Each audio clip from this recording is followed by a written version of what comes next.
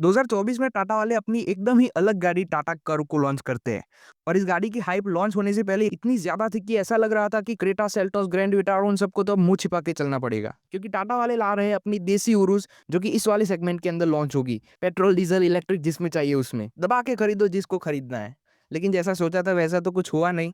ऊपर से कर्व की हालत अभी इतनी ज्यादा बुरी है कि कर्व को खुद को मुंह छिपाना पड़ रहा है। अब देखो, मैं इस गाड़ी को ऐसा नहीं कह रहा कि ये गाड़ी फेल हो चुकी है या फिर फ्लॉप हो चुकी है, लेकिन इसकी सेल्स ही इतनी ज़्यादा कम है कि हम क्या कहें। इस गाड़ी को लॉन्च हुए सिर्फ 1 ही साल हुआ है, लेकिन इसके लॉन्च से लेके अभी तक इसकी सेल्स सिर्फ गिरती ही जा रही है। और क्रेटा से ज़्यादा बिकने की या फिर उसके आस-पास आने की बात तो दूर है, बल्कि कर्व की सेल्स क्रेटा से 7-8 गुना कम हो रही है। जुलाई 2025 के अंदर क्रेटा की करीबन 16,900 यूनिट्स बिकी थी, जबकि कर्व की सिर्फ 2,005 ही यूनिट्स बिकी थी। अब आप इस गैप को देखो कितना ज़्यादा बड़ा है। और ना सिर्फ ये क्रेटा से कम है, बल्कि ग्रैंड विटारा, हाईराइडर, सेल्टोस सबकी सेल 6-7 हज़ार के करीब तो हो ही जाती है। लेकिन कर्व की सेल्स पहले 5,000 थी, 4,000 हुई, इसके बाद 3,000 और अब 2,000 के ऊपर आ चुकी है। तो भाई क्या हुआ है इस देसी उरुस के साथ कि ये इतनी जल्दी गेम से बाहर निकल गई? इतनी ज़्यादा जो इसकी हाइप हो रखी थी लॉन्च से पहले, वो सब सेल्स के अंदर क्यों नज़र नहीं आ रही? और क्या इस गाड़ी का कमबैक पॉसिबल है? देखेंगे आज सब कुछ।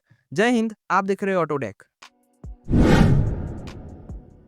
2022 के अंदर टाटा वाले अपनी कर्व का एक कॉन्सेप्ट दिखाते हैं और इसे देखकर लोगों का रिएक्शन भाई एकदम ही अलग था। भाई टाटा ने क्या बना दिया, क्या डिजाइन है गाड़ी की, एकदम कूपेश लग रही है। पहले 60-70 लाख की गाड़ियों के अंदर कूपे डिजाइन आया करती थी, टाटा वाले सीधे ही 20 लाख के अंदर अब कूपे डिजाइन देंगे। मस्त एकदम X4 वाली फीलिंग आएगी। बाजू में से देखो तो देसी उरुस लग रही है। ये वो बहुत ही ज्यादा हाइप बन चुकी थी। और एक्सपेक्टेशंस तो भाई क्या ही कहना, मेरी खुद की एक्सपेक्टेशंस इतनी ज्यादा थी कि मुझे लगा भाई अब क्रेटा को अच्छा राइवल मिला है, अब टाटा वाले गेम में उतर रहे हैं तो मजा आएगा। लेकिन जब टाटा वाले इस गाड़ी को 2024 के अंदर लॉन्च करते हैं, तब मामला कुछ अलग दिखता है। सामने से इस गाड़ी के पेट्रोल वर्जन को देखो तो ऐसा लगता है कि ये हैरियर और नेक्सॉन की खिचड़ी बना दी गई है, इन दोनों का मिक्स वर्जन है। साइड में से देखे तो ऐसा लग रहा था कि नेक्सॉन को थोड़ा गाना बढ़ा दिया है बॉर्नविटा देख के।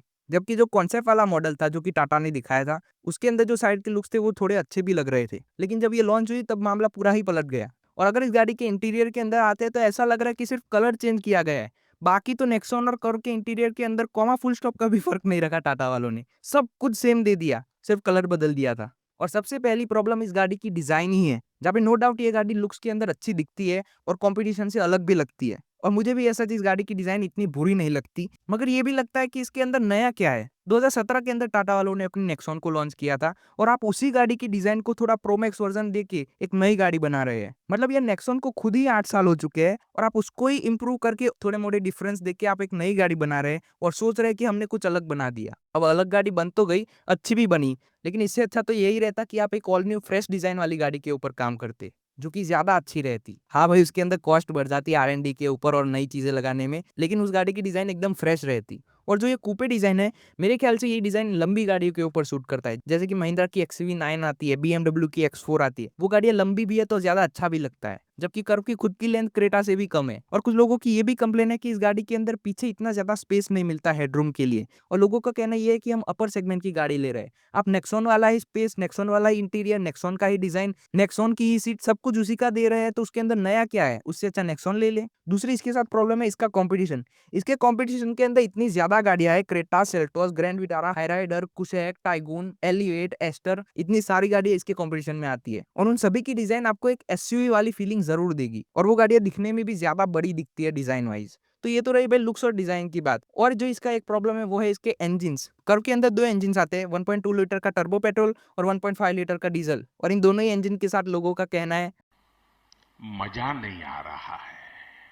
और अगर हम इन इंजिन्स को उसके कंपटीशन के साथ कंपेयर करें तो सेल्टोस, क्रेटा, कुशेक सबके अंदर ज्यादा पावरफुल इंजन का ऑप्शन मिलता है। हाँ भाई, 118 bhp के आसपास भी दूसरी गाड़ियों के अंदर मिलते हैं इंजन, लेकिन ऑप्शन के अंदर ज्यादा पावर वाला भी रहता है जो कि इसके अंदर नहीं है। बाकी तो फीचर्स इस गाड़ी के अंदर भरपूर दे रखे हैं। प्राइस भी कर्व का दूसरी गाड़ियों के कंपैरिजन में कम है। लेकिन इसके साथ होता क्या है, देखिए, कोई अगर 20 लाख के आसपास गाड़ी लेने की सोचता है और कर्व के अंदर देखता है तो लगता है बाजू वाली नेक्सॉन और इसके अंदर डिफरेंस क्या है। हम एक बड़े सेगमेंट की गाड़ी ले रहे हैं, 20 लाख की गाड़ी, उसके अंदर भी हमको वही मिलता है जो कि 15 लाख की गाड़ी में मिल रहा है। तो ससुरा तो नहीं 15 लाख की गाड़ी ही ना ले, इसके अंदर डिजाइन के सिवाय कुछ नया तो है ही नहीं। तो वो भाई दूसरा कोई ऑप्शन ढूंढ लेता है, क्रेटा या सेल्टोस। और मैंने जो बताई वो प्रॉब्लम्स तो है ही। और अगर इलेक्ट्रिक की बात करें तो वहां पे तो सामने से देख के आपको पता ही नहीं चलेगा कि नेक्सॉन आ रही है या फिर कर्व, आपको पता ही नहीं लगेगा कि ये कौन सी गाड़ी है, एकदम सेम डिजाइन दे रखी है। और वही इंसान अगर इलेक्ट्रिक के अंदर दूसरे ऑप्शन ढूंढने निकलेगा तो उसे दिखेगी BE6, MG विंसडर। इन गाड़ियों के अंदर ज्यादा पावर भी है, ज़्यादा फीचर्स भी है, इनके अंदर ज़्यादा रेंज भी मिलती है और सबसे बड़ी बात